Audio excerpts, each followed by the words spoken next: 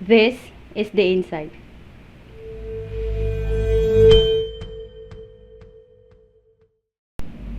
It's better to take many small steps in the right direction than to make a great leap forward only to stumble backward. Ang natutunan ko sa quote na ito, di bali nang mabagal ang pag-angat sa buhay basta tama ang ginagawa at hindi nasasayang ang pagod.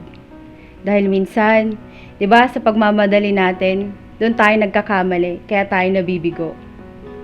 That's why in Proverbs chapter 16 verse 9, King Solomon wrote that a man's heart plans his way, but the Lord directs his steps. The writer wants us to understand that every time we make plans for our desired goals, God must be involved.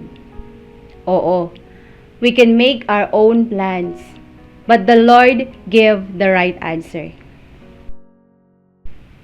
Kung hindi ko hayaang manguna ang Diyos sa mga plano ko, lagi akong mabibigo. Buti na lang at natutunan kong sundin ang mga salitang ito ngayon. Dahil dati, after ko matapos ng college, my plan is to work hard para madali kong makuha yung mga pangarap ko sa buhay. And syempre, para na rin makatulong sa aking pamilya.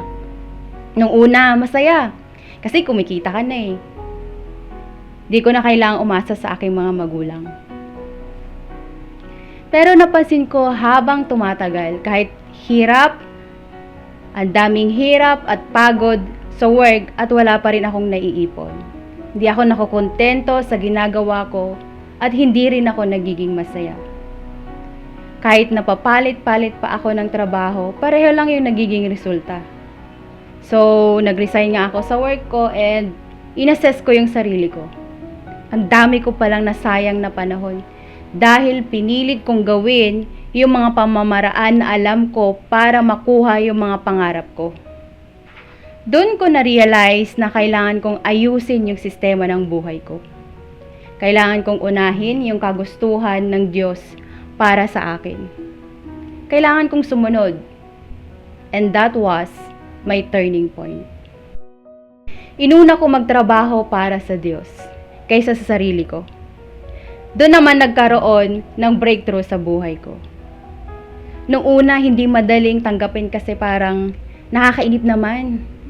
Pero nang makita ko yung maliliit na progress na nangyayari sa akin, nasabi ko sa sarili ko, tama nga. Kung ako lang, hindi ko kakayanin ito. Kaya doon ko nasimulang ipagkatiwala sa Diyos ang lahat ng mga plano ko sa buhay. At magmula nun, hindi na niya ako binigo.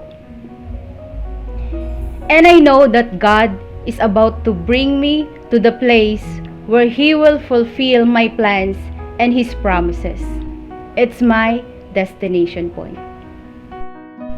You might have an experience na kagaya ng sa akin, or even worse pa nga eh. Huwag kang panghinaan ng loob. Because if God get me through it, gagawin din ng Diyos yun sa'yo. Believe me, God knows what's best for you. And remember this, in every plan you make, in every step you take, isali mo ang Diyos sa buhay mo. Di baling maliliit lang ang mga hakbang. Ang importante, tama ang nilalakaran mo.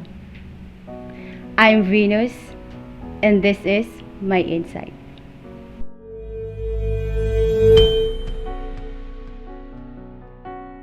Thank you for watching tonight's episode of The Insight.